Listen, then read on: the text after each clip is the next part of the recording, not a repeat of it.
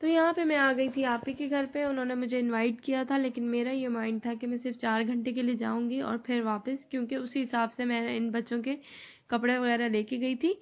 तो सलार यहाँ पे असद के साथ खेल रहा था, उसके सारे टॉयज़ पे सलार का कब्ज़ा था। खैर इन दोनों की आपस में चलती रही। अभी ने डिसाइड किया कि हम ले चलते हैं बच्चों को कहीं बाहर, जहाँ पे ये आराम से अपना खेल सकते हैं और हम भी थोड़ा सा रिलैक्स कर लेंगे। मैंने कहा चलें ठीक है। तो फिर आप ही हमें ले आई थी सोसाइटी के ही पार्क में। और यहाँ पे आने का मेन मकसद यही था, यहाँ पे लोग कम होते हैं, रश बहुत कम होता है, बच्चे इजीली अपना खेल सकते हैं। तो यहाँ पे हो रहा था तकरीबन मगरिब का टाइम। और आप ही के भांजे ने काफ़ी जो है ना बच्चों को संभाल लिया था और इनको झूले वगैरह दिलवा रहा था। तो उस दौरान फिर बलाज ने मुझे बहुत तंग किया, ये कह रहा था कि मम्मा बस मुझे उठा के रखें। खैर उसके बाद आप ही ने मंगवाई डील। यहाँ से ईटोन बहुत करीब है, तो इसलिए हमने ईटोन से ही डील्स वगैरह मंगवा ली थी। यहाँ का एनवायरनमेंट बहुत ज़्यादा अच्छा था और पीसफुल था। बस ये था यहाँ पे थोड़े से मच्छर थे, और फिर इसी वजह से हम ज़्यादा लाइटिंग में ही रहे, ताकि जो मच्छर वगैरह है ना बच्चों को ना काटें। और कराची में बहुत ज़्यादा मच्छर है, ये चीज़ मैंने बहुत ज़्यादा नोटिस की है। पंजाब में इतने नहीं है मच्छर जितने कराची में।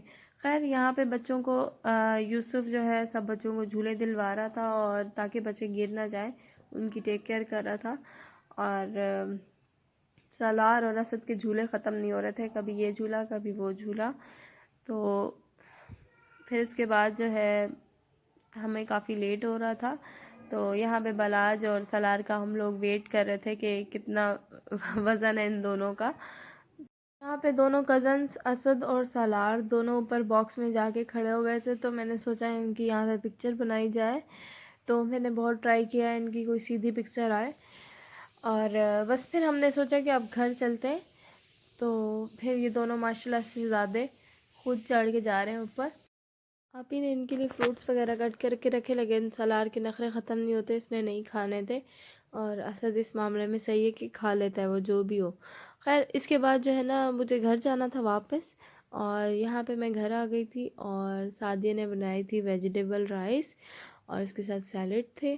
तो बस वो खाए। उसके बाद जो है हफ्सा ने चुकंदर का जूस बनाया था, तो फिर वो पिया मैंने, और थोड़ा सा सलार को भी पिलाया। बस गलती ये हुई कि हमसे कि मैंने उसको ना जो चीज़ मांगता रहा, खालाएँ मामू सब उसको देते रहे, तो फिर इसी वजह से ना उसका गला ख़राब हो गया बहुत ज़्यादा, ना उसको फ्लू हो गया। तो इनकी खाला जो है वो सेटिंग कर रही थी, और दोनों खाला को तंग कर रहे थे। बलाज खेल रहा था खाला के साथ, और सलार माशाल्लाह से जो चीज़ देखता है ना वो पिक करता है, कोई अच्छी चीज़ होती है ना तो फ़ौरन पिक करता है। तो खाला उसकी मैट्रेस वगैरह सीधे कर रही थी, तो उसने ना नीचे जो मैट बिछा हुआ है इसको सीधा किया, और माशाल्लाह से इसके सामने अगर कुछ अच्छा करो ना फ़ौरन पिक करता है ये। और बस एनवायरनमेंट की बात होती है। और फिर इसके बाद इसने जाके बाबा के साथ भी नमाज़ भी पढ़ी। और यहाँ पे मुझे हो गया था फ्लू, और पता नहीं मौसम चेंजिंग थी या शहर चेंज था इस वजह से, तो मुझे तो बहुत ज़्यादा फ्लू हो गया था। आपको आज दिखाती हूँ वो कमरा जिसमें हमारा ख़जाना है बहुत सारा। खैर ये वो रूम है जो मेरे बाबा के अंडर होता है, और इसको कोई भी हाथ नहीं लगा सकता, कोई बुक इधर से उधर नहीं कर सकता जब तक हमारे बाबा की परमिशन नहीं होती। वो जब चाहते हैं तो यहाँ आते हैं और बैठ के स्टडी करते हैं, और इस रूम में कोई भी नहीं जा सकता। अगर उनकी कोई बुक इधर से उधर हो गई ना तो उस बंदे की शामत आ जाती है। और ये था ड्राइंग रूम, लेकिन बाबा ने इसको अपना लाइब्रेरी रूम बनाया हुआ है, और इसकी सेटिंग कर रहे हैं बाबा आजकल। बॉक्सेस में ना बुक वगैरह सेट कर रहे हैं सब। अभी अब्बू से यही कहा कि मैं आपकी सेटिंग करवाती हूँ रूम की। अब्बू ने कहा नहीं मैं खुद करूँगा, और मैंने जिसको जो देनी है वो मैं दूँगा, और जो अपने पास मैंने रखनी है वो मैं रखूँगा। खैर मैं आपको आफ्टर और बिफ़ोर की पिक्चर दिखाती हूँ। यहाँ पे लोगों का बिफ़ोर से आफ्टर होता है, हमारा आफ्टर से बिफ़ोर। और सलार यहाँ पे फिर चीज़ी खा रहा था, और इसने बहुत चीज़ी खाई है, इसने इतनी शरारतें की हैं। इसको कभी मामा, कभी खाला, कभी मामू, हर कोई इसकी फरमाइशें पूरी कर रहा था वहाँ पे। ननियाल ननियाल होता है, वाकई सही कहते हैं। और इनको खाला इनकी लैपटॉप पे कार्टून्स लगा देती थी, और लाइट का बहुत इश्यू होता था यहाँ पे। पर जो लैपटॉप था वो चार्ज होता था, तो ये लोग दोनों कार्टून्स वगैरह देख लेते थे। यहाँ पे माशाल्लाह से सलार जैसे बाबा और मम्मा नमाज़ पढ़ रहे हैं ना, उस तरह से सेम कॉपी कर रहा है। और बहुत ज़्यादा अच्छा बच्चा है। अगर ये अच्छी चीज़ें देखता है ना तो बहुत जल्दी पिक करता है। बस इसको एनवायरनमेंट की ज़रूरत है। और हमारे घर का जो एनवायरनमेंट है, जो मेरे मैके का, वो बहुत ज़्यादा अच्छा है। तो काफ़ी फ़ायदा हुआ मुझे वहाँ इनको लेके जाके। और मेरा बहुत कम मैके जाना होता है, बहुत कम जाती हूँ मैं अपने मैके। तो बस इसीलिए जो इनको एनवायरनमेंट मिला है वो सारा मेरे ससुराल से मिला है। तो मैंने अपने जब भांजे को देखा ना, आपी आयशा के बेटे को, तो वो बहुत चेंज है इससे, सलार और बलात से बहुत ज़्यादा चेंज है। और जब तक मैं अकेली रहती थी तो सलार बहुत काम डाउन था, मतलब जैसे बिल्कुल तहम्मुल वाला बच्चा था। लेकिन फिर जब मैं असद से मिली तो मुझे बहुत डिफरेंस पता चला कि वाकई सलार पहले ऐसे ही था और अब इसमें चेंजिंग आ चुकी है कंबाइंड फैमिली सिस्टम की वजह से। तो फिर खैर अब जो होना था वो तो हो गया। अब अब्बू ने यही कहा कि बेटा आप इसको जो है ना पढ़ाया करो, बल्कि जो दूसरे बच्चे हैं ना उनको भी अपने पास बिठा के पढ़ाया करो। तो फिर मैंने अब्बू से यही कहा कि मुझसे तो नहीं होगा कि मैं और बच्चों को पढ़ाऊँ, लेकिन हाँ मैं अपने बेटे को प्रॉपर टाइम दूंगी ताकि पहले जैसा हो जाए। क्योंकि डिफरेंस तो मुझे अब पता चला है जब मैं कराची आई हूँ और अपने भांजे को मैंने देखा है कि हमारे बच्चे कैसे होते हैं। तो खैर, लेकिन बहुत बड़ा सबक मिला मुझे इससे।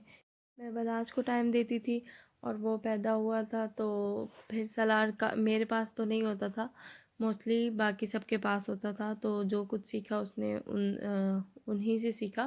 खैर, लेकिन अब हो जाएगा ठीक इंशाल्लाह। और बस हम यहाँ पे आए शॉपिंग करने। तो ये कुर्तीज़ वगैरह जो 2 पीस ड्रेसेस होते हैं ये वो मिल रहे थे। काफ़ी अच्छा स्टफ़ था इसका।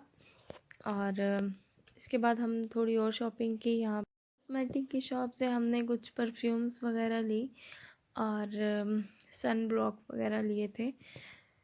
तो बस हम उसके बाद आगे चले और मैंने ना वो ली थी ब्लैक कलर की जो पील ऑफ, वो जो नेल पेंट होती है ना जो उतर जाती है जिससे नमाज हो जाती है, वो वाली मैंने पील ऑफ नेल पेंट ली। मुझे बहुत शौक हो रहा था कि ब्लैक कलर की होनी चाहिए।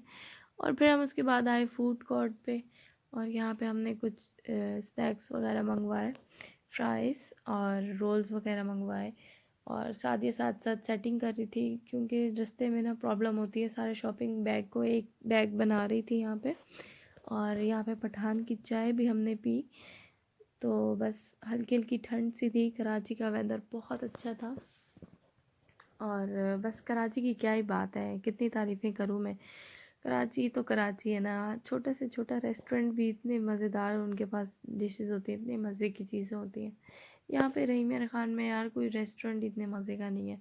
मतलब छोटे से छोटा भी रेस्टोरेंट होगा ना, इतनी बेकार बनाते हैं ना, टेस्ट ही नहीं है इन लोगों के हाथ में, जो कराची वालों के हाथ में। खैर, मैं किसी की बुराई नहीं कर रही यार, जो हकीकत है मैं हकीकत बोलती हूँ, मुझे झूठ बोलने की आदत नहीं है, मैं हकीकत पे बात करती हूँ। और खैर यहाँ पे देखें ये मेरी बहनों ने ना सेटिंग वगैरह की थी, तो मैंने कहा चलो आप लोगों को दिखा दूँ।